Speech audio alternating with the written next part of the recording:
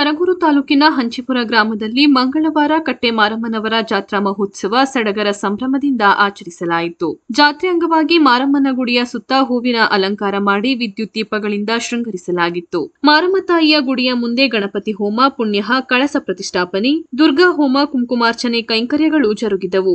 ಗೋಮಾತೆ, ನಂದಿಕಂಬ, ಸತ್ತಿಗೆ ಪೂಜೆ ಮಾಡುವ ಮೂಲಕ ಹಂಚಿಪುರ ಪಟ್ಟಣದ ಮಠದ ಚನ್ನಬಸವ ಕಿರಿಯ ಸ್ವಾಮೀಜಿ, ತೋಟದಾರ್ಯ ಸ್ವಾಮಿ ಕಟ್ಟೆಮಾರಮ್ಮನವರ ಉತ್ಸವದ ಮೆರವಣಿಗೆಗೆ ಚಾಲನೆ ನೀಡಿದರು. ಗ್ರಾಮದ ಮುಖ್ಯ ರಸ್ತೆಯ ಮುಖಾಂತರ ಮಂಗಳವಾದ್ಯ, ಸತ್ತಿಗೆ, ವೀರಗಾಸೆ, ನಂದಿಕಂಬ ಕುಣಿತ ಹಾಗೂ ಕಲಾ ತಂಡಗಳ ಜೊತೆಯಲ್ಲಿ ಮೆರವಣಿಗೆ ನಡೆಯಿತು.